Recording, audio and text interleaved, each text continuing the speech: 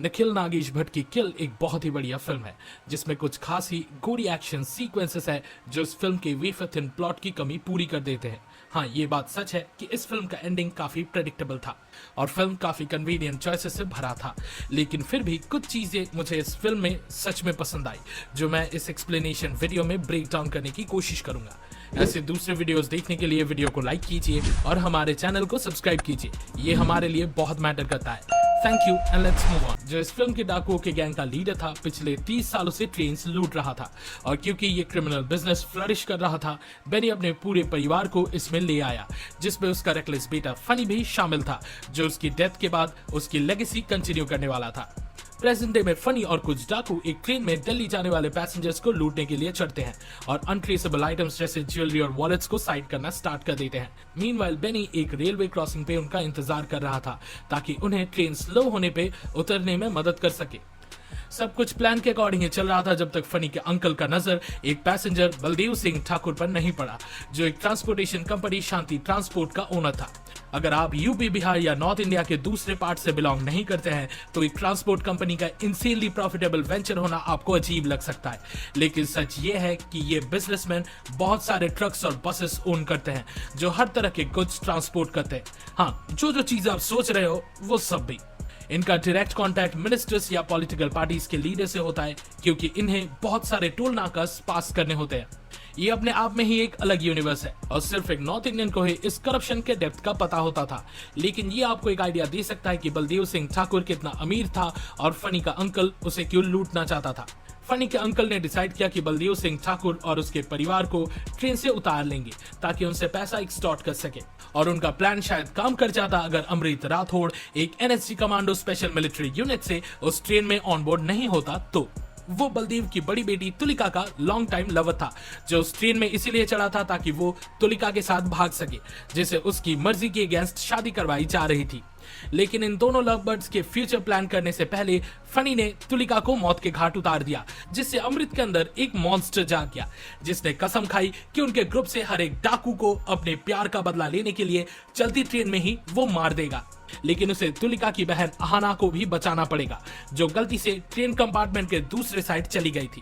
हाँ, यही पूरी कहानी है। निखिल नागेश भट्ट की किल का टाइटल बहुत ही इंटरेस्टिंग है जो बाय द वे हमें इंटरवल ब्लॉक में ही दिखाया जाता है और ये इस प्लॉट का पॉइंट क्लियर कर देता है। तो जब तक तुलिका जिंदा थी, अमृत और उसका कमांडो यूनिट का दोस्त वीरेश चटवाल बैटमैन का नो किल रूल फॉलो करते हुए इन डाकुओं को मारना अवॉइड कर रहे थे। आप कह सकते हो कि ये दो कमांडोज रूल्स और प्रोटोकॉल को डिलीजेंटली फॉलो कर रहे थे। एक लॉ एनफोर्समेंट ऑफिसर जो ऑफ ड्यूटी हो किसी सिविलियन को हार्म नहीं कर सकता, चाहे कंडीशन कुछ भी हो। फिर भी अमृत ने पूरी हेल को अनलीश कर दिया जब उसने तुलिका का ब्रूटल मर्डर अपनी आंखों के सामने देखा और फिर गोरियस्ट वे पॉसिबल से उन डाकुओं को मारना शुरू कर दिया। किल के एंडिंग में अमृत ने कुछ टैक्टिक्स अपने कमांडो ट्रेनिंग से यूज की और कुछ डेड बॉडीज को ट्रेन कंपार्टमेंट में लटका दिया ताकि अपने एनिमीज में डर पैदा कर सके। इसी बीच उसने एक सरप्राइज अटैक प्लान किया और फनी के यूज किए हुए रोप से एक कंपार्टमेंट से दूसरे कंपार्टमेंट में चला आया और बेनी और उसके गैंग पे पीछे से अटैक कर दिया। शॉर्ट में ये कमांडो फिल्म के एंड में फुल स्टेल्थ मोड में चला गया, लेकिन जल्दी बेनी और उसके आदमियों के हाथ लग गया। इसी वक्त निखिल नागेश भट्ट की फिल्म ने एक और कन्वीनियंट चॉइस ली, जहां गूंस ने अमृत को मारने की जगह उसे जिंदा रखने का फैसला किया ताकि उसे लेवरेज के रूप में यूज कर सके। मतलब इतना स्टूपिड मूव एक आदमी कैसे कर सकता है जो इतने टाइम से ट्रेन लूट रहा है? कुछ भी।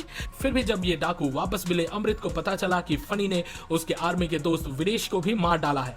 अमृत अपना गुस्सा और कंट्रोल नहीं कर पाया और अपना रैथ उस फादर सन डुओ पर अनलीश कर दिया जिन्होंने एक रात में उसकी पूरी जिंदगी तबाह कर दी थी। अमृत ने बेनी को स्टैब किया, उसके मुंह में जिपो का लाइटर के फ्लूइड को डाल दी और उस आदमी का चेहरा जला दिया। फनी ने भी अपने पिता की मौत पर अपना दिमाग खो दिया और अमृत को स्टैब करने की कोशिश की और शायद वो कामयाब हो भी जाता अगर अमृत को उसकी गर्लफ्रेंड के मर्डर का याद नहीं दिलाई होती। बॉलीवुड की कुछ चीजें कभी नहीं बदल सकती। तो आप समझ गए, हमारा हीरो एक्सट्रीम रेज मोड में चला गया क्योंकि विलन ने उसकी डेड गर्लफ्रेंड के बारे में उसे टीज किया था और एक कम्प्लीटली ओल्ड बॉय स्टाइल में अमृत ने हैमर से और मुक्के से फनी को मार डाला। अब आप पूछ सकते हैं फनी वापस क्यों आया था जब उसके पिता ने उसे ट्रेन से निकलने दिया। आप उसे स्टूपिड कह सकते हैं या कह सकते हैं कि वो खून और वायलेंस से बहुत फैसिनेटेड था और ऐसे बैटल का हिस्सा बनने का मौका वो नहीं छोड़ना चाहता था। के एंडिंग में बलदेव सिंह ने कंपार्टमेंट डोर के पास आग लगा दी थी, जिसे एक स्टेशन मास्टर ने देखा और जल्दी से अलार्म रेज किया। जल्दी रेलवे प्रोटेक्शन फोर्स या आरपीएफ बाकी गोंद से डील करने के लिए भागे। दूसरी तरफ एक सिवियरली वुंडेड अमृत ट्रेन से उतर के पास के एक बेंच पे बैठ गया। अब मुझे नहीं लगता कि अमृत इन नाइफ वुंड से मर जाएगा, लेकिन वो बहुत सारा खून खो रहा था और उसे इमीडिएट मेडिकल अटेंशन की जरूरत थी। उसने तभी तुलिका को एक ब्रीफ मोमेंट के लिए देखा, जो इंप्लाई कर सकता है कि शायद वो अपनी आखिरी सांस ले रहा था या सिर्फ अपने प्यार से अलविदा कह रहा था। मुझे लगता है मेकर्स ने एंडिंग को ओपन रखा है ताकि फ्यूचर पॉसिबिलिटीज एक्सप्लोर कर सके और इस फिल्म को एक प्रॉफिटेबल फ्रेंचाइजी में बदल सके। लेकिन असली सवाल ये है कि क्या अमृत इन सब मर्डर्स के लिए अरेस्ट होगा? वेल, ये बॉलीवुड है और मेकर्स ने पहले ही एस्टैब्लिश कर दिया कि बलदेव सिंह एक बहुत बड़ा और इन्फ्लुएंशियल आदमी था, तो शायद उसे क्रिमिनल चार्जेस का सामना नहीं करना पड़ेगा। लेकिन अपनी आर्मी का जॉब वो शायद जरूर खो देगा या शायद नहीं। लेकिन मुझे नहीं लगता कि वो अपने दो प्रीशियस लोगों को खोने के बाद कमांडो में रहना चाहेगा। अब अगर हम कंसीडर करें कि अमृत फिल्म के एंड में नहीं मरा, तो वो श्योरली फिल्म के सीक्वल किल 2 में वापस आ सकता है, जहां वो एक और एडवेंचर पे चला जाएगा या फिर ऐसे वायलेंट कियोस के बीच खुद को पाएगा। फनी ने भी मेंशन किया था कि अमृत जैसे कमांडो को एक बैंडिट से लड़ने में इतनी मुश्किल हो रही थी, तो वो अपनी नेशन को कैसे बचाएगा। इस स्टेटमेंट के बाद मुझे लगता है कि शायद इस फिल्म का सीक्वल एक पेट्रियोटिक पाथ ले सकता है और अमृत को एक हाईली क्लासिफाइड मिशन पे भेज सकता है, जहां उसे फिर से एक वन मैन आर्मी बन के अपने मदरलैंड को बचाना पड़ेगा। अब जब उसकी गर्लफ्रेंड मर चुकी है, मेकर्स एक कॉन्फ्लिक्ट बेस्ड स्टेज कर सकते हैं जो उसके पेरेंट्स के इर्द गिर्द सेट हो।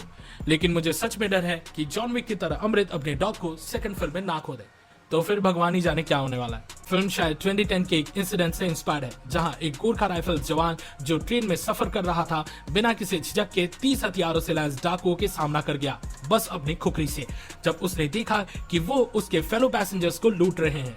टाइम्स ऑफ इंडिया के एक आर्टिकल के मुताबिक एक जीआरपी स्क्वाड टीम जो मौर्या एक्सप्रेस ट्रेन पे तैनात थी, उन्होंने रिपोर्टेडली उन रॉबर्स को रोकने के लिए कुछ भी नहीं किया था। करीब 30 हथियारों से लैस डाकुओं ने मौर्या एक्सप्रेस के पैसेंजर से कुल्टी और चितरंजन स्टेशन के बीच वेस्ट बंगाल झारखंड बॉर्डर पे कैश और वैल्यूएबल्स मिला के 10 लाख के आइटम्स लूट लिए। लेकिन जब डाकुओं को पता चला कि विष्णु श्रेष्ठ एक सोल्जर है, तो उन्होंने उससे पंगा लेने से मना कर दिया। लेकिन 45 साल के गोरखा राइफल्स जवान विष्णु श्रेष्ठ ने अपने फेलो पैसेंजर्स को मैनहैंडल और लूटेड होता देखकर चुप नहीं बैठा। बेपर्द शौक से उस गोरखा ने अपनी खुखरी निकाली और उन डाकुओं पे टूट पड़ा जब तक वो ओवरपावर्ड नहीं हो गया। जल्दबाजी में एक डाकू से फायर किया गया एक शॉट उसे छू के निकल गया। फिर उन डाकुओं ने उसका खुखरी यूज करके श्रेष्ठ की ही कलाई काट दी। श्रेष्ठ रांची में पोस्टेड था और छुट्टी पे पोखरा नेपाल जा रहा था। उसने हथिया गोरखापुर मौर्या एक्सप्रेस से रांची से थर्सडे इवनिंग को बोर्ड किया था। जब रेड हुआ तो वो अपने बर्थ पे सो रहा था। इन सब से निपटने के बाद श्रेष्ठ जब जमीन पर गिर गया तो सभी पैसेंजर्स ने लड़ना बंद कर दिया, क्योंकि उनमें से कोई भी उन क्रिमिनल से आंख मिलाने की हिम्मत नहीं कर पाया और उनकी बात माननी पड़ी। अथॉरिटीज के मुताबिक गैंग के मेंबर्स ट्रेन में पैसेंजर्स बन के सफर कर रहे थे। करीब 11:25 PM पर ट्रेन कुल्टी स्टेशन से निकलने के 10 मिनट बाद क्रिमिनल्स ने वैक्यूम होस को 2 कोचेस के बीच डिटैच कर दिया। इससे ट्रेन रुक गई। पुलिस ने 6 क्रिमिनल्स को अरेस्ट करने में सफलता पाई और कुछ लूटेड आइटम्स भी रिकवर भी की। एक मैनहंट शुरू किया गया था बाकी डाकुओं को पकड़ने के लिए। Asansol divisional railway manager Jagdanand Jha ने यह दावा किया कि ट्रेन पे जीआरपी स्क्वाड मौजूद थे, लेकिन उन पर्सनल ने क्राइम को रोकने के लिए कुछ खास नहीं किया। श्रेष्ठ को टेम्पररी गुरखास से अनरिटायर किया गया था प्रमोशन के लिए और उसके बाद ब्रेवरी और ऑसमनेस के लिए 2 मेडल से नवाजा गया। उन्होंने एलिजेडली एक लड़की को रेप होने से भी बचाया था उस ट्रेन पे, पर उसके फैमिली के द्वारा ऑफर किए जाने पर भी उन्होंने उनका टोकन ऑफ अप्रिसिएशन एक्सेप्ट नहीं किया। इस वीडियो को देखने के लिए शुक्रिया। किल देखने का आपका एक्सपीरियंस कमेंट सेक्शन में जरूर शेयर करें।